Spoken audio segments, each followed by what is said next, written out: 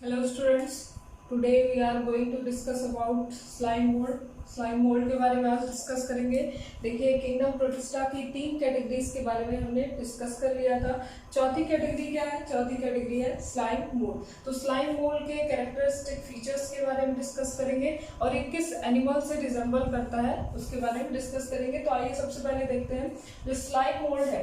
ठीक है, slime mould है, इसे फंगस लाइक प्रोटिस्ट कहा गया था। फंगस लाइक प्रोटिस्ट क्यों कहा गया था? क्योंकि ये फंगस से रिजेंबल करता है। तो फंगस से रिजेंबल करता है, इसके कैरेक्टरिस्टिक फीचर्स क्या होते हैं? अगर हम स्लाइम मोल्ड को कंपेयर करें फंगस से, देखिए fungus and this is slime mould. Slime mould, तो फंगस की जो सेल वॉल होती है वो काइटिन की बनी होती है। इसकी जो सेल वॉल होगी वो काइटिन की बनी होगी, और जो स्लाइम मोल्ड होता है इनमें काइटिन क्या होगा? एब्सेंट होगा। काइटिन एब्सेंट होता है।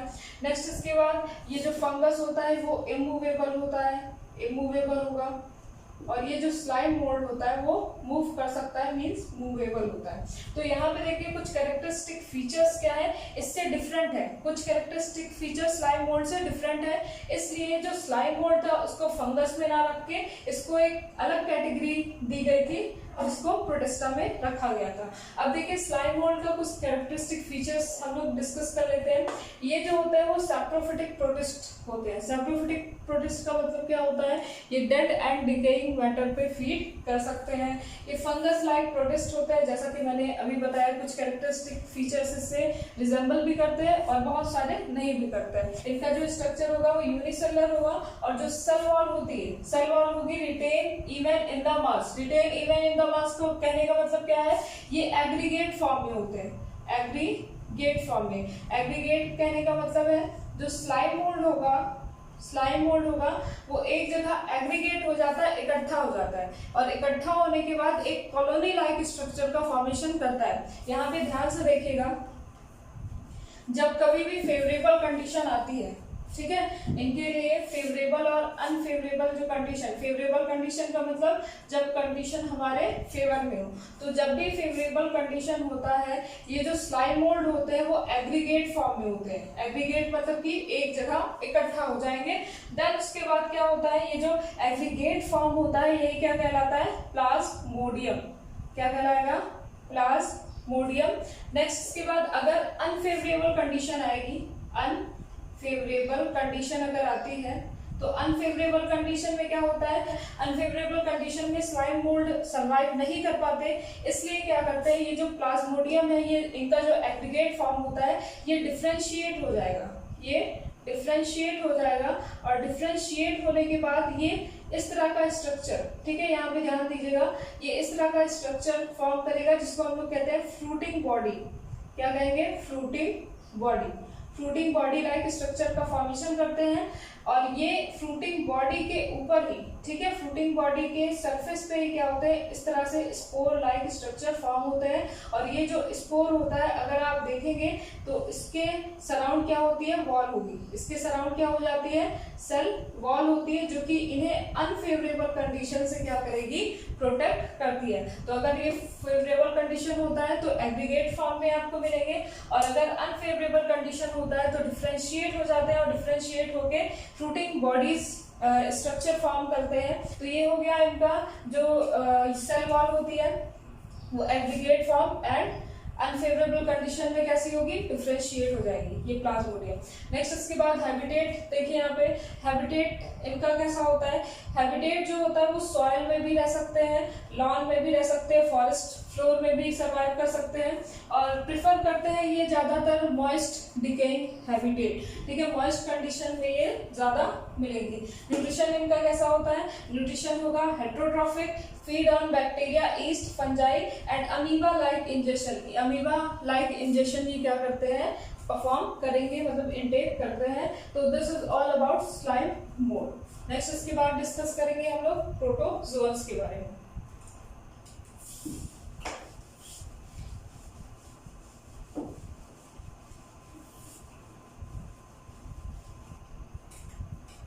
नेक्स्ट कैटेगरी है प्रोटोजोआ। प्रोटोजोआ जो कि 5th कैटेगरी है, किंगडम प्रोटिस्टा की लास्ट कैटेगरी है।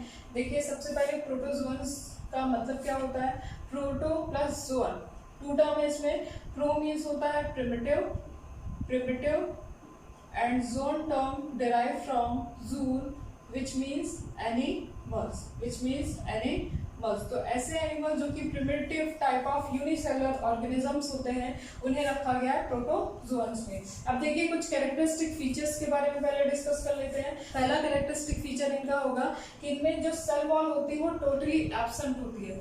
Cell wall is absent. इनमें प्रेजेंट होता है सेल मेम्ब्रेन जो कि पेलिकल का, प्रोटीन का भी बना होता है, लिपिड का भी बना होता है। नेक्स्ट इसके बाद मोड ऑफ न्यूट्रिशन कैसा होता है, हेटेरोट्रॉफिक मतलब कि दूसरों पे डिपेंड रहेंगे। और 2 तरह के एनिमल्स होते हैं इसमें, प्रीडेटर्स एंड पैरासिटिक। नेक्स्ट इसके बाद इसका जो नेक्स्ट कैरेक्टर हो जाएगा वो होगा ये सेक्सुअली एंड एसेक्सुअली, ठीक है, दोनों तरह से रिप्रोड्यूस कर सकते हैं,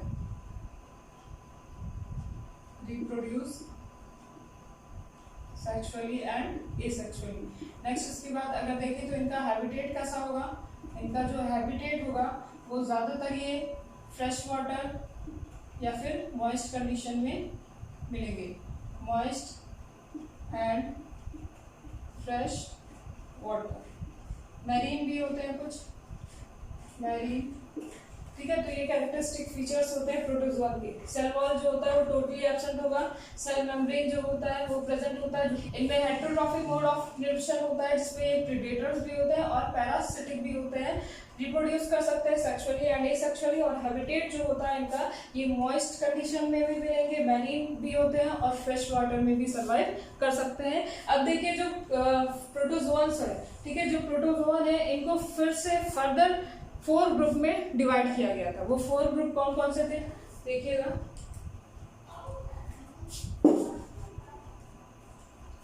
फोर ग्रुप कौन कौन से थे देखिएगा।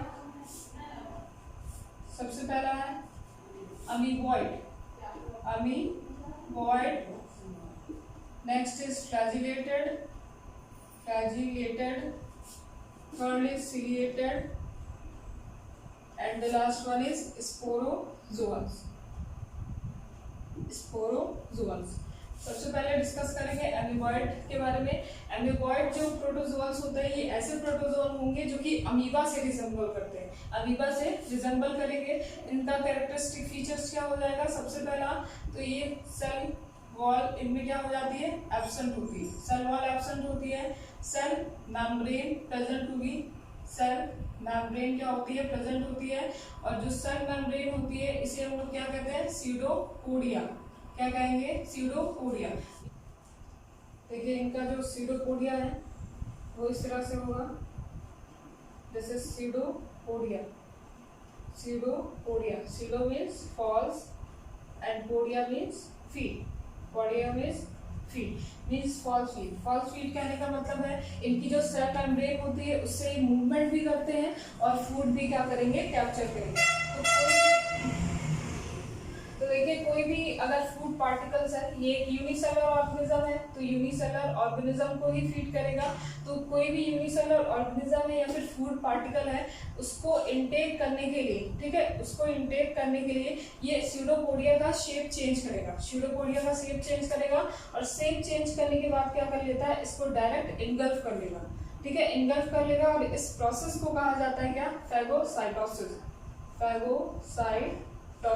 और इनगल्फ करने के बाद ये जो फूड पार्टिकल है with the help of enzyme क्या हो जाता है, डाइजेस्ट हो जाता है। और इसलिए इन्हें कहा जाता है प्रीडेटर्स, ठीक है, प्रीडेटर्स का मतलब क्या है, प्रीडेटर्स का मतलब है ये किसी दूसरे ऑर्गेनिज्म को किल करके क्या करते हैं, उससे अपना फूड इनटेक करेंगे, न्यूट्रिशन प्रोवाइड करेंगे।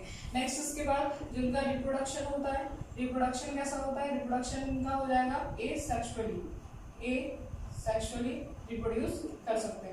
अब यहाँ पे देखिए ये जो अमीबा होंगे, ठीक है, ये जो अमीबा होते हैं ये एक डिजीज भी कॉज करते हैं, जिसको कहा जाता है अमीबाइसिस। ठीक है। अमीबाइसिस क्या होता है, ये डाइजेस्टिव ट्रैक में क्या करते हैं, इन्फेक्शन क्रिएट करते हैं और फैलते कैसे हैं, थ्रू द वाटर के थ्रू क्या होते हैं, कंटामिनेट होते हैं और अमीबाइसिस नाम का डिजीज कॉज करते हैं जो कि डाइजेस्टिव ट्रैक में क्या करता है, इन्फेक्शन क्रिएट कर देता है। नेक्स्ट इसके बाद देखेंगे फ्लैजिलेटेड। ठीक है, नेक्स्ट कैटेगरी है हमारी फ्लैजिलेटेड। फ्लैजिलेटेड क्या होगा, देखिए फ्लैजिलेटेड का मतलब है flagella like organism. Flagella like organism कौन सा होगा, इसका एग्जांपल हो जाएगा ट्रिपैनोसोमा। ठीक है, ट्रिपैनोसोमा एक ऐसा ऑर्गेनिज्म है जो कि एनिमल्स में डिजीज कॉज करता है। और कौन सी डिजीज कॉज करेगा, स्लीपिंग सिकनेस नाम की डिजीज कॉज करता है। ये मॉइस्ट कंडीशन में सरवाइव करेगा। इनका जो मोड ऑफ न्यूट्रिशन होता है वो हेटेरोट्रॉफिक होगा, और हेटेरोट्रॉफिक में ये क्या होते हैं, पैरासिटिक होते हैं। पैरासिटिक का मतलब है ये किसी दूसरे लिविंग की बॉडी पे सरवाइव करके उनसे अपना न्यूट्रिशन प्रोवाइड करेंगे। जो ट्रिपैनोसोमा है इसमें क्या होता है, फ्लैजिला लाइक स्ट्रक्चर प्रेजेंट होगा। इस तरह से फ्लैजिला लाइक स्ट्रक्चर प्रेजेंट होता है। तो ये जो ट्रिपैनोसोमा होते हैं, ठीक है, ट्रिपैनोसोमा होते हैं, ये ट्रिपैनोसोमा में फ्लैजिला लाइक स्ट्रक्चर प्रेजेंट होता है जो कि मूवमेंट में भी हेल्प करेगा और न्यूट्रिशन प्रोवाइड करने में भी हेल्प करता है। साथ ही साथ क्या करते हैं, ये डिजीज कॉज करते हैं जिसको कहते हैं स्लीपिंग सिकनेस। मॉइस्ट कंडीशन में सरवाइव कर सकते हैं और एसेक्सुअली क्या करते हैं, रिप्रोड्यूस करेंगे। नेक्स्ट इसके बाद क्या है, सिलिएटेड देखिए क्या है, सिलिएटेड का मतलब सीलिया लाइक ऑर्गेनिज्म में कौन आएगा, पैरामीशियम। इसका बेस्ट एग्जांपल हो जाएगा पैरामीशियम। अब देखिए पैरामीशियम जो होगा वो इसका जो मोड ऑफ न्यूट्रिशन होगा, हेटेरोट्रॉफिक मोड ऑफ न्यूट्रिशन होगा। इसमें ये प्रीडेटर्स में भी आएगा, और पैरासाइट